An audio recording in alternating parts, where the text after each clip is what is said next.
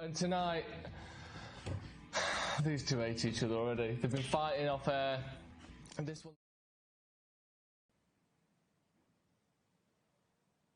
Hello, it's me, the Haddock. I'm sorry we got things off on the wrong fin before, but you know how things could be. Oh, it's fine. And it is Valentine's Day, of course. Well, what does that mean? Well, you know... Ooh, cheeky boy.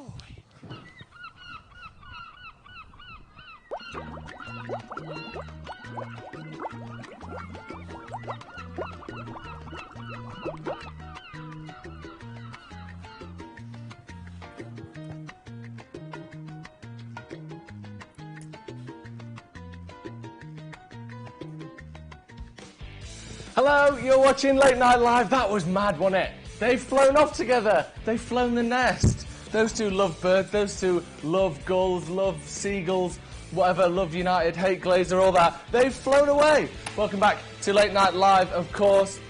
They've scalloped together. I want your best puns.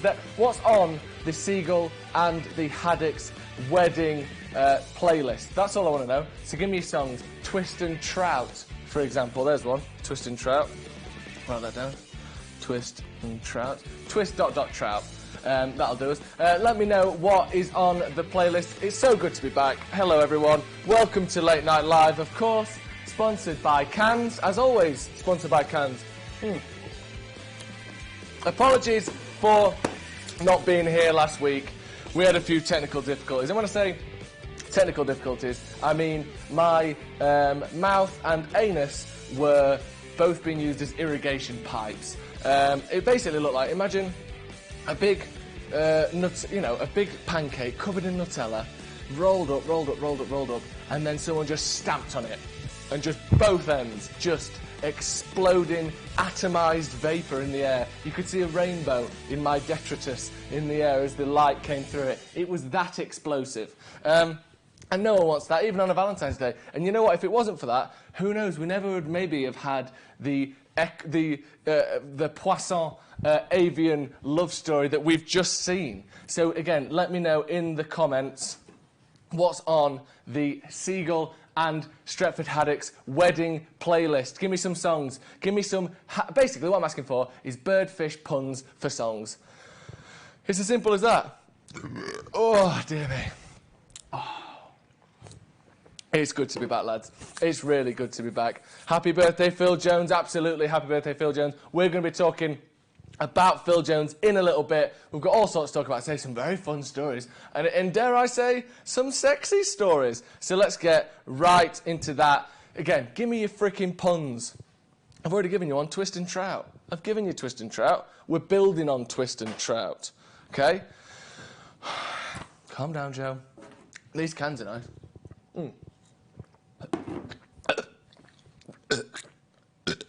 Wrong hole, that one. Oh, fine. That's fine, that. Right, moving on. Let's get straight into the stories today, then. Straight into the stories? What's it like here? Tell you what it's like. Yeah, that's working. Let's just check that's working. Robert Lewandowski almost joined Manchester United. Add him to the list of people. Do you know I haven't got my grabber anymore? Do you know what? Things get brought into this office in goodwill and in good faith. And what happens? They get destroyed. Over time, sometimes it's people's will, and sometimes it is literal objects that are destroyed in this office. And I won't stand for it. I'm going to get two grabbers next week, and they're going to fight each other out in some sort of gladiatorial grab fest in which, you know, the winning grabber gets to grab something all but unsavoury. Ooh, that could be nice, actually. Let's see what I could grab a sausage roll, throw that at the camera. Who knows? But I'm going to get more grabbers. I saw someone in the comments before saying, if there's no grabber, there's no show. Well, I'll tell you what, there's no grabber, but there is still a show. But there will be a grabber next week. I've said the word grabber too many times. It was the time when I was really, really thinking about a move to Manchester United because of Ferguson and because of Manchester United. But Borussia Dortmund, they said no. That's that. Lewandowski on how close he was to joining United in 2012. What a miss that was. He was 23 at the time. He just scored 30 goals for Dortmund that season. We could have done with that, couldn't we? We could have done with Lewandowski's. I know we did get Robert Van Persie. Robert Robert Van Persie, you know him. Bobby Van Persie, we all call him that. Robin Van Persie instead. But this would have been a prime Lewandowski, 23 years old. Imagine having him for the last 7 years. No Lukaku, no Zlatan, you know, no Igalo. So not all bad. Maybe we could have, maybe we would have sold him by now anyway, swapping for Igalo at this point. But you can add him to the list. Robben, we thought we'd got him. Obi Mikel, we thought we'd got him. Ramsey, we said we'd got him. Ronaldinho, that's how I pronounce that. Ronaldinho Joe. We thought we'd got him as well, but we didn't get any of them. And instead, we just got 7 years of hell, which was fun, wasn't it? Can you remember those 7 years of hell that we're still currently in? That was good. Oh, it's been a while, hasn't it? I'm just loving being back. So let me know what you think to this. Always let me know what you think, because I want to hear what's going on. Joe's arse like a bleeding old radiator. Yeah, it very much was bleeding an old radiator. Except when the liquid started pouring, I dropped the key and then had to scramble and try to find the tap, the hole and the key and realign the slot and then close it. And by this point, the carpets, the upholstery, my sort of dignity was well and truly soiled. Fry me to the moon. I'll take it. It's a chip shop pun. Cormorant, feel the noise. Very good. I've been listening to a lot of Slade recently, so Luke McKenzie, that one is very much appreciated. Ross Smith said, don't be sick, Joe. I won't. Tiago, yeah, there's another one that we were close to signing. Tiago, no, actually, as it turned out. Cruz, Fabregas, yeah, Freebird. That's good. Not really a pun, but it just works. You know, like sea foam, gulls on foam instead of girls on film. Jacob O.C., I hate to say this, you're in the lead, my friend, because that's the best one we've had all day. Girls on foam.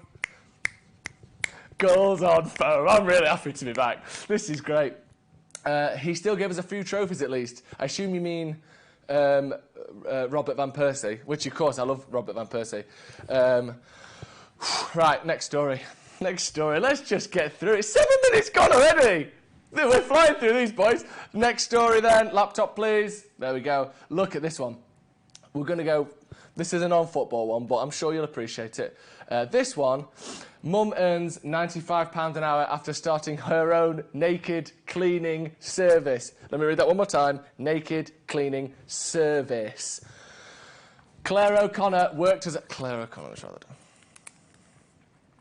Because my flat is filthy. Worked as a hotel cleaner but decided to quit to set up her own rather unusual business idea. It is unusual, isn't it? Right, this is a risky scroll down, isn't it? Do I go for it live on air? Do I go for it? Oh, thank God she's got a Sillet Bang where covering up her, you know, unmentionables. Straight past that. Claire quit her job to set up the unusual business. A mum of 3 now earns up to £95 an hour cleaning strangers' home. Spelling mistake. I wonder why that person was slightly distracted when he was writing this article. Cleaning strangers' home while completely naked after setting up her own unusual business. Claire O'Connor, 35, used to work in hospitality as a hotel cleaner, but saw a gap in the market, bet she did, and quit her job to set up her own naked cleaning company, Fantasy Clean. I fantasise about having a clean house, to be honest. None of this funny business either. Literally, I just want some, you know, a middle-aged bloke on his hands and knees cleaning my gutter. And that's what I'm asking. He can be clothed. I actually insist he's clothed. She now cleans other people's homes in the buff or wearing just lingerie, but she has a very strict set of ground rules. There will be no touching, no taking photos, of course. I mean, I think that goes for any... So far, this goes for any cleaner. Don't touch your cleaner, don't take photos, and no extras, of course. I'll just go in, do my work, and leave. She'll also conduct background checks on every client. Good idea, Claire, well done. Before taking a job, and she won't take any funny business. Hang on a sec, I've just done a background check. And it says between the years of 2017 and March 2019, you were conducting a hell of a lot of funny business, is that right? No, that's not... Bye! That's why you got to do the background checks. Some people do funny business full-time. Claire set her hourly rates at £95 for a fully nude cleaning, £85 for topless, or £75, and she'll wear either lingerie, or if the client's dressed as a French maid. Very nice. Being new to the industry... Do you know what I would... No, I'm not going to say that. Being new to the industry, Claire also understands that the first visit may be awkward. Of course, but it's already prepared for that, so to subside as I get to know the client. Very good. Her husband, Rob, she's married then. There's the twist. There's the twist. Married, let me write that down. Her husband, Rob, didn't really believe she was serious, of course, when she posed the idea, but insists he's fine about it now. He's not fine. He's worried on the inside. Rob isn't fine. Rob is not fine. Rob, if you're watching, text me a number. I'll come round and I'll be wearing less than nothing. I'll be wearing a smile. And you know what? You don't... Can't say that either. So many things I can't say. Claire advertises her business using Facebook and she's received a number of comments. One person said, OK, why are we reading the comments out? As if the Mirror have put the comments from a naked cleaner's Facebook page on their article. It will give the old boys something to get excited over, I suppose. Honestly. Good luck to her, I say. Yeah, I think the law ought to step in and ban this disgusting idea. Can't ban it. Too late. Already started. Well done, Claire. One thing I would be wary of, though, I have in the past, what I tend to do is I clean my shower fully clothed, and then what I'll do, because the rinsing is difficult because I don't have an attachable head on my shower, I tend to rinse the bleach off the walls whilst taking a shower. So sometimes what can happen is splashback from the walls can land on delicate areas and be an absolute nightmare. So if Claire, she must know this by now, but make sure you're at least wearing gloves. Because one thing you don't want to do, clean someone's house naked, then go to the toilet, then all of a sudden, there's hell to pay. That's all I'll say. Hell to pay. Next up, this is our last story of the day. Last story. Boo. Miniature horse called Fred travels first class on American Airlines flight. This isn't United's Fred, by the way. Actually, let me see where we're up to. Before we come back to this, let me see where we're up to. Some great comments in here. Ross Murphy, give me the number for her, Joe. Absolutely not, Ross, you stinking pig. Something about the Pigeon Detectives being on the playlist. Yeah, great. What about just any song by the Carpenters? That's great. That's really good, actually. Have you ever watched Obsessive Compulsive Cleaners? I haven't, actually. Chesney Hawkes, I am the cod and only. Not bad. That's not bad at all. Beach Boys, cod only knows. Brilliant. A lot more fish puns than gull puns, but I don't mind that. What we've got here, Fouling for You by the Black Keys. That's good, but I don't think gulls are technically foul, but I'll still take it. This is great. Anyway, right, let's move on to our final story of the day. Gulls just want to have fun. Thank you, James Burney. Camucho, less of that, mate. Less of that. We're better than that here. All right, what do we do here? Let me switch that over, put that back on. A miniature horse called Fred travels first class on American Airlines flight. American Airlines welcomed Fred on board in a special outfit befitting of a budget Marvel superhero film and a travel bag. Look at him. Fred, I don't know what he's eating there. Can we take a picture where that's not going on? They're having a private moment and they're taking a picture of that. That is filth. Fred, you dirty boy. That's why he's got that outfit on, so he can't be seized by the police. He can't be in a little lineup, horse, antelope, dog, you know, some sort of other villain. He's the one who's done awful things to his owner there. If you thought flying stallions were purely from the stuff of Greek myths and legend, then it's time to think again. I'll be honest with you. I thought that flying stallions were purely the stuff of Greek myths and legend. And I guess it's time to think again. The divine winged steed Pegasus, a miniature service and support horse named Fred, has taken to the skies. Fred was specially trained by his handler Briona Friose, very nice, to join her aboard an American Airlines flight from Chicago, Michigan. Look at that pic. Yeah, this is fine, yeah. Do you know, horses get scared walking down the road. It's meant to be a support horse for her. Look how scared he is. Look at Fred. Yeah, you know, imagine, horses need blinkers when a car goes past. Imagine when a whole continent goes past through the window and they haven't even got any blinkers on. Looking out the window like, oh, fucking hell, going very fast, aren't we? Imagine, he's absolutely crapping himself, this horse. Little travel bag strapped to his body. Look at that. Look at that. Awful, awful business. You can't take a horse on an aeroplane. As cute as he is, he's terrified, bless him. Final story for today then. I'm so sad that we're going to have to go. We're going to have to go very soon, but it's our final story. It's a football one as well. So you can, all you football fans out there, I don't know, you know. I'm sure there are a few. This is a football channel after all. Jurgen Klopp tells Man United fan, I can't make Liverpool lose. I'll stop you there, Jurgen. Yes, you can. Just play that team that you played in the Carabao Cup and you'll lose most weeks. A young Manchester United fan who made a bid to stop Liverpool winning the title has been left shocked after Jurgen Klopp sent him a personal reply. Dara Curley, great name, from County Donegal, which I think is where Kieran is from, or he's from, you know, one of the other places, wrote to the Liverpool boss for a school assignment. The 10-year-old asked if it would be possible for Liverpool to lose some games so they would not win the league. And you know what? I saw people saying on Twitter, oh, you know, like Liverpool are just going to win the league. Has anyone ever just asked? Dara, I think he might be the first person to just say, hey, Liverpool, do you mind losing a few games? Because I don't want you to win the league, and it looks like if you keep winning, you're going to. So it was worth a go. No one really just asks, do they? Klopp said the letter had been cheeky, and he'd written the response privately. Klopp, I say, more like plop. I cannot answer all the letters, I get a lot, but it was nice, it was cheeky. We had time that day, so I read the letter and replied. Here's his reply, look. Basically, Dara said, can you think about losing some games because I don't like you, and I want your team to stop winning, please? And Klopp, crushing the dreams of a 10-year-old, let's not forget, said, firstly, I would like to thank you for writing to me, trying to get on his good side.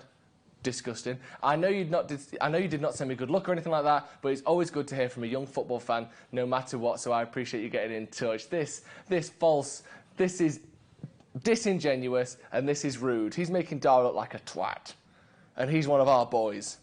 Unfortunately, on this occasion, I cannot grant your request, not through choice anyway.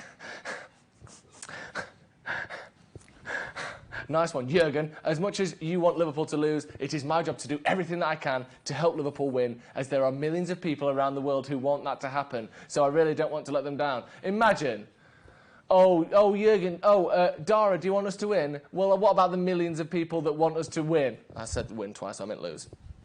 Trying to play that card. Oh, you know what, there's millions of people around the world that would love us to win. Classic, innit? Oh, there's millions of people starving, you should finish your jacket potato. Basically giving him that old line, that old hack line. Luckily for you, we have lost games in the past, and we will lose games in the future, because that is football. The problem is, when you're 10 years old, you think things will always be the way they are now. But if there's one thing I can tell you, as a 52 years old, it's that this most definitely isn't the case. Patronising. Just because he's 10 doesn't mean he doesn't know the world. This could be a well-travelled young boy in Dara, and he's acting like he's some 10-year-old schmuck. Having read your letter, though, I think I can safely say that one thing that will not change is your passion for football and your club. Manchester United are lucky to have you. You know what? It's rude. It's nice. No, it's not nice. It's rude. It's disrespectful from Jurgen. It's nice. It's funny. It's quite sweet. I hope that you're lucky enough to win more games. I hope that if we are lucky enough to win more games and maybe even lift more trophies, you will not be too disappointed, because although our clubs are great rivals, we also share great respect for one another. This, to me, is what football is all about. Save it for the courts, Jurgen. You've been sending messages to a child.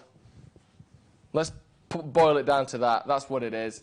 Yeah, it's kind of nice, I suppose, really, isn't it? As much as I hate to say it, Jurgen's actually been pretty good there. But you know what?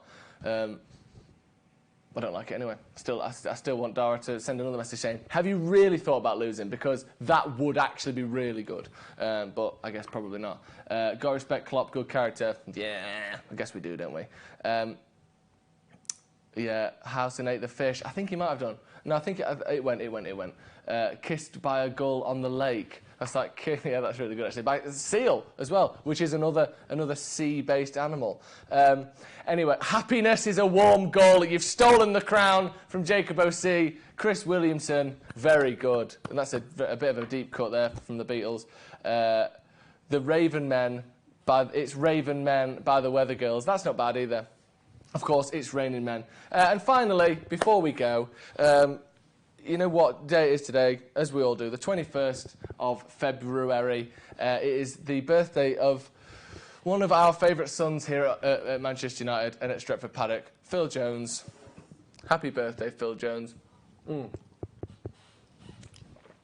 celebrating his birthday today. I think he's a very good age. How old is he? I should have known that. I should know that. He is 28. Wow. Both younger and older than I thought he was. Quite remarkable, really. But you know what we need to do on a day like this is appreciate Phil Jones for the man he is, because, yes, he has become a figure of ridicule somewhat in recent years. But I think what would be nice to sort of play us out is if I were to replicate some of his most famous faces. And I think we can all do this at home as well. Obviously, I won't be able to see you doing it, but I want to be assured that you guys at home will be replicating some of the famous faces of Phil Jones. So let's get started. Here and now. Here we go. Look at this one. Let's get some music on, actually. Is that one? Is that good? Next one. Next one. That's a good one. Yeah, love that one. The thing is, everyone pulls weird faces when they're running and when they're doing stuff. Why does this happen? Why does he do this? Everyone goes, when you kick it. Why does he look like that? No one looks like that, Phil.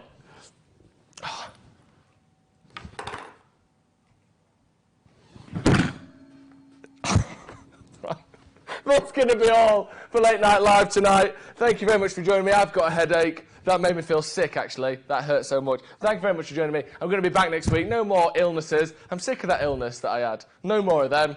Thank you very much, Phil Jones. Happy birthday to Phil, and we'll see you next time. Good night.